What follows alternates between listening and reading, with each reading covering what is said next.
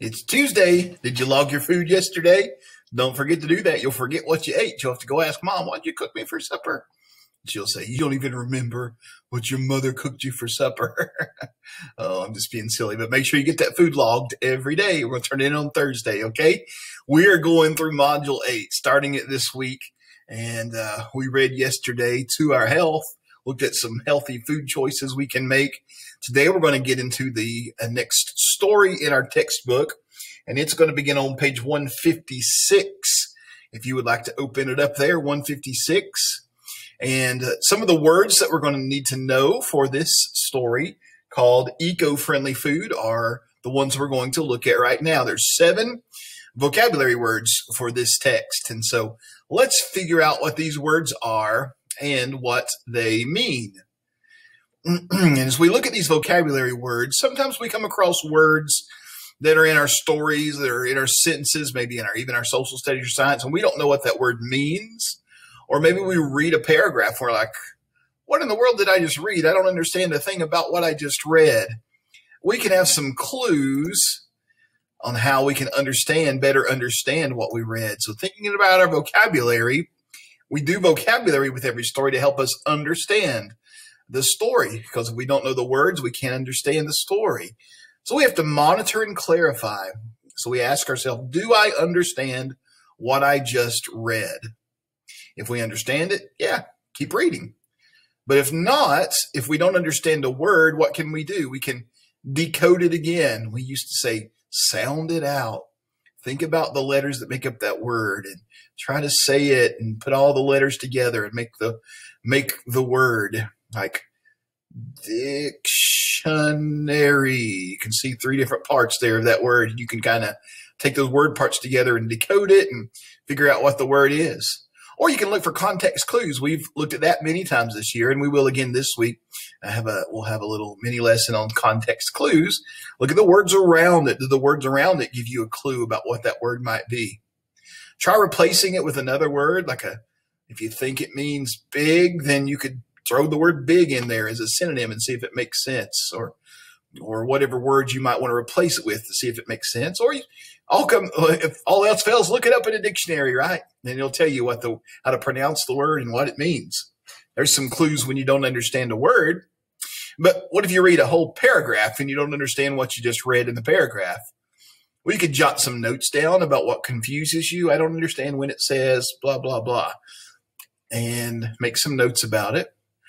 Think about the parts that you do know in the paragraph. I do understand this sentence. It's saying I need to eat more vegetables, but I don't understand what it means when it says make sure they're sustainable.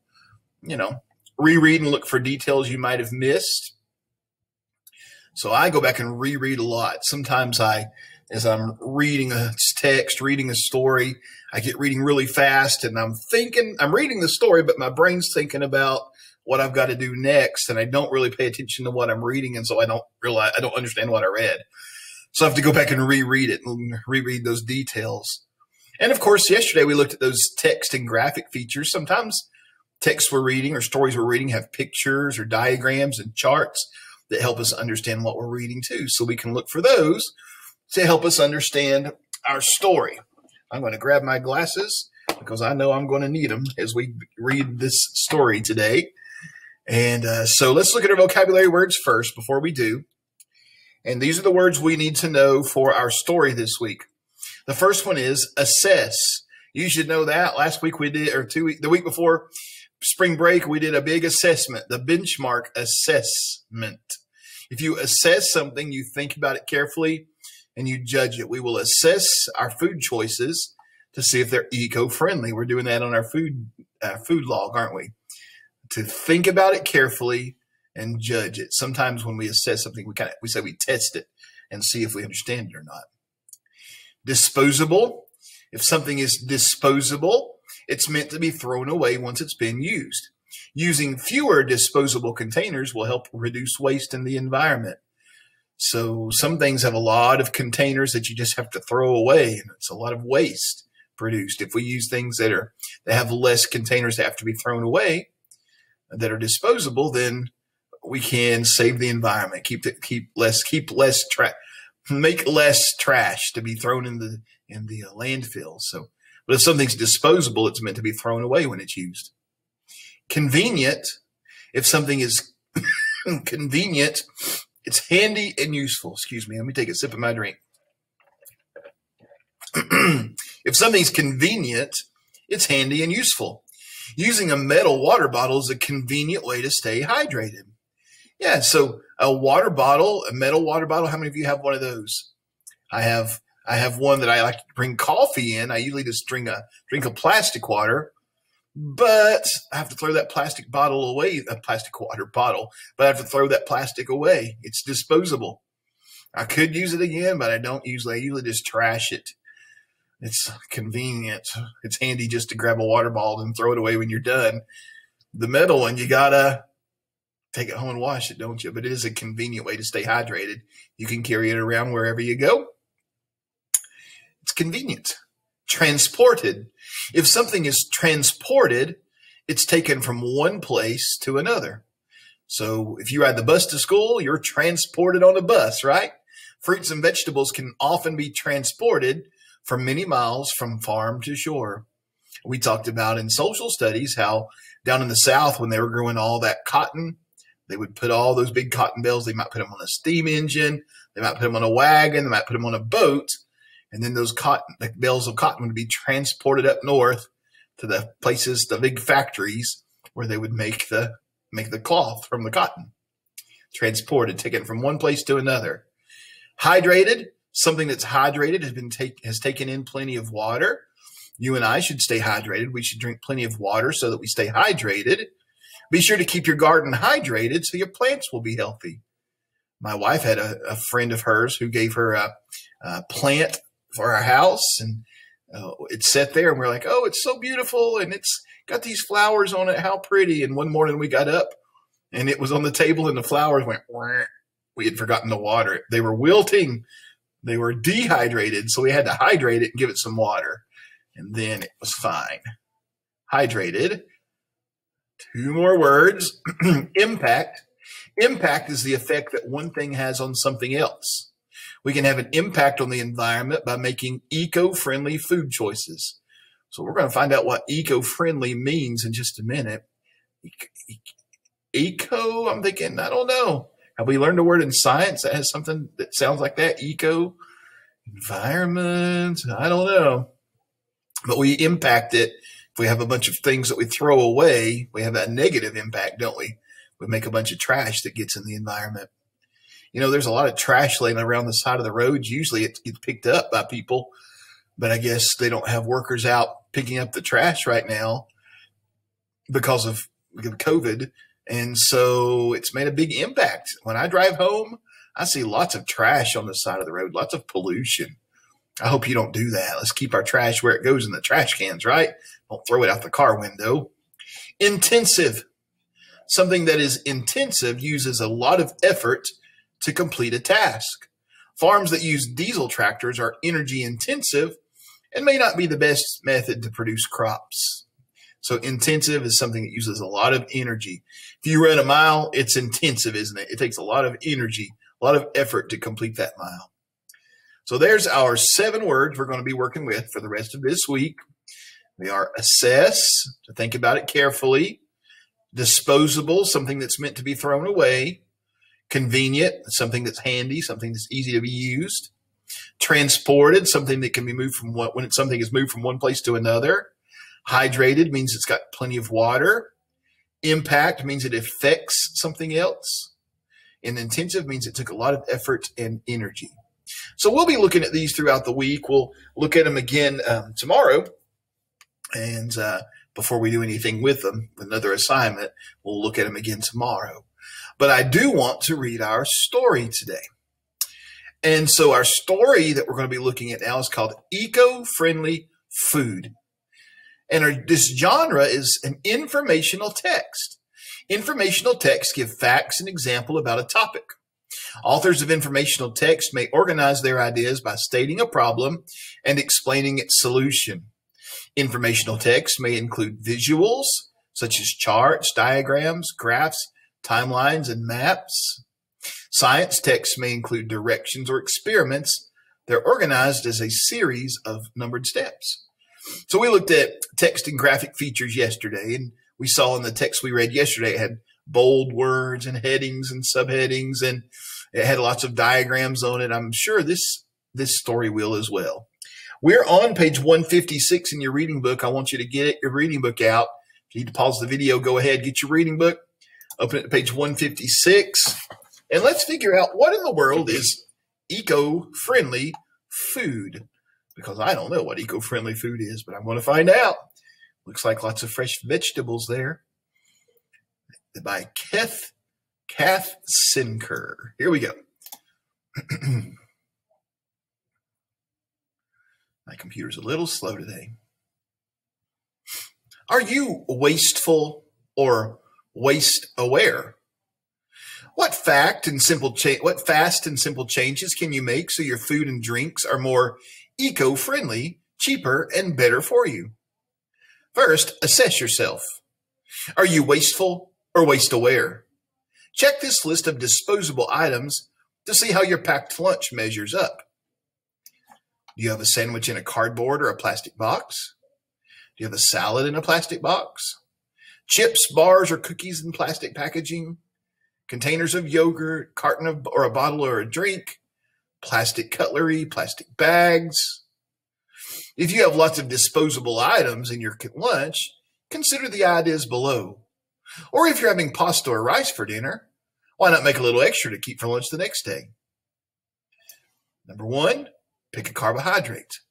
A bread, a pasta, or rice. 2, choose fresh vegetables in season or canned vegetables. 3, add a protein, prepared meat, canned fish, cheese, cooked beans. 4, pack or chop fruit into natural yogurt from a large carton. 5, put your meal and yogurt into food containers. 6, pour juice or water into a drink bottle, a strong plastic bottle or metal bottle. So look here, somebody's packed their lunch in a little container.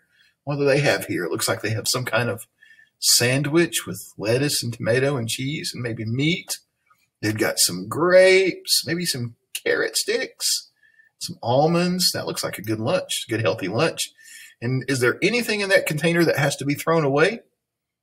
There's not, is there? Nothing's wrapped in plastic. It's the container can be taken home and washed. So I guess that means it's eco-friendly.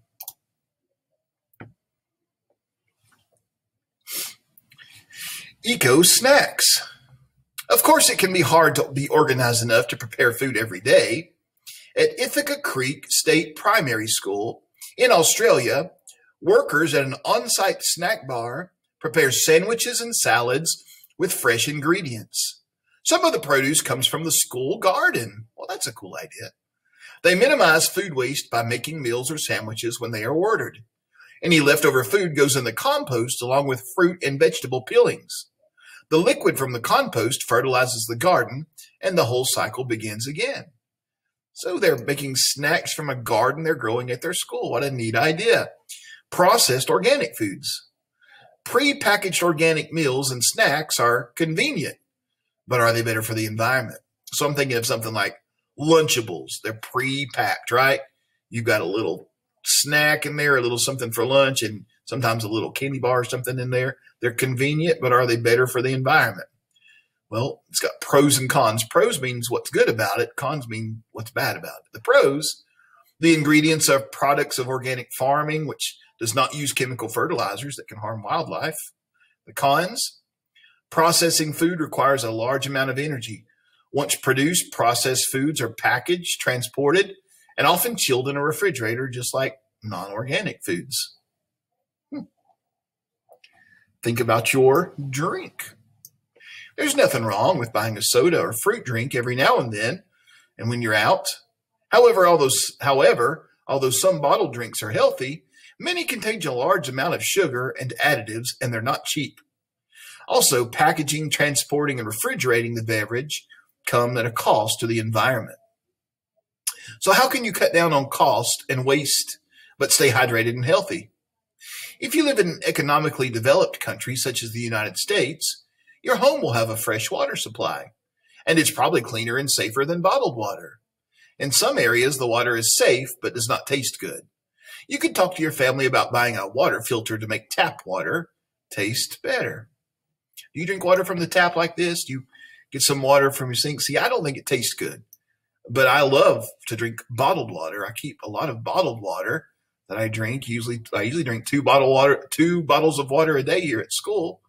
It doesn't taste weird like the water from my tap. I don't know. That's just my opinion. What do you think about it?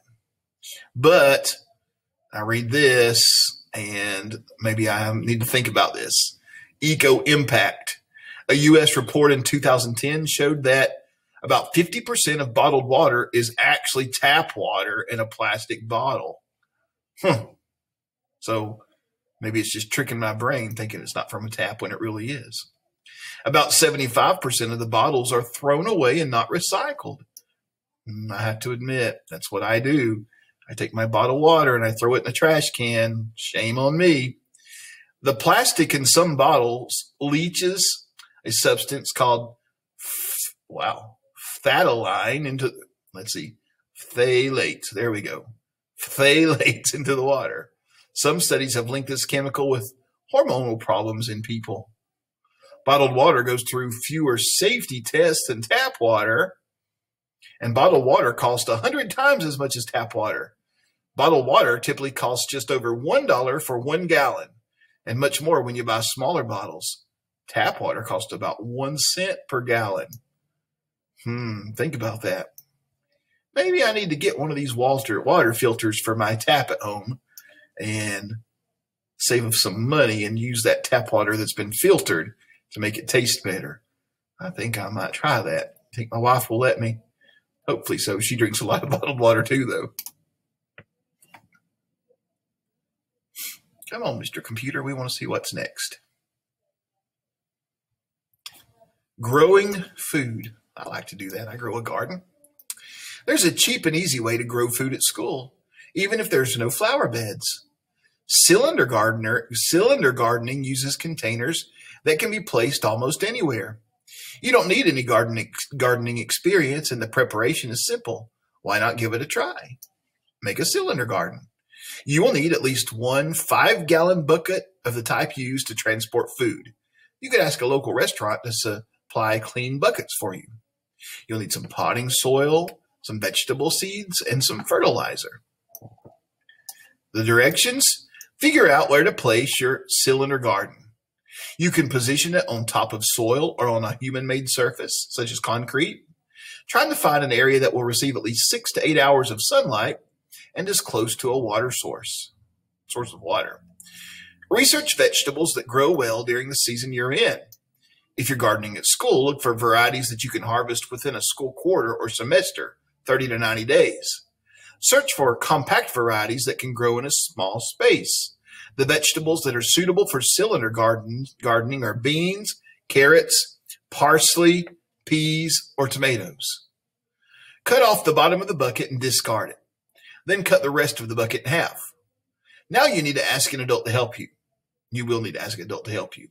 Now you'll have 2 cylinders. Note, if you're placing the bucket on concrete, it's better not to cut it, but ask an adult to drill drainage holes in the bottom. Put the cylinders in position. Fill them with potting soil mix and some fertilizer. Plant your seeds, following the instructions on the package for spacing, and water gently. Monitor the seedlings as they grow, keeping them moist with water and adding fertilizer regularly. Thin out the seedlings if they cluster together. So we've got this text graphic feature here. Cutting the bottom off, then cutting it in half. Got 2 cylinders. Fill them with potting soil. We put our seeds in, and voila, a tomato plant. You like to grow a garden? Did your parents or grandparents grow a garden? I really enjoy it. It's a little bit of work, but it's worth it. Food miles? What? Look at those melons there, or gourds maybe. I'm not sure. Growing your own vegetables reduces food miles. The principle behind food miles is that the farther away your food is produced, the worse for the environment. However, keep in mind that beans are produced locally using oil-based fertilizers, and plowed by diesel tractors could be worse than beans grown by less energy-intensive methods in another country. Storing local food for a long time to be eaten out of season can also use up a lot of energy. Well, I do that. Your parents or grandparents can some beans. I get a lot of green beans from my garden, but I freeze mine, then I cook them in a pressure cooker. Bean greens, summing it up. Make eco-friendly packed meals and snacks. So don't put a lot of different wrappers in your lunch if you bring it to school next year. Stay hydrated by drinking tap water instead of water bottles. And grow your own food. So I guess that's 3 ways to be eco-friendly.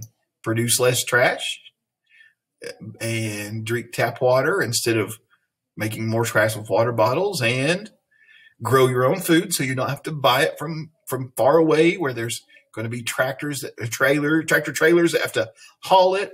But not everybody can grow and not everybody has enough room in the yard to grow a garden.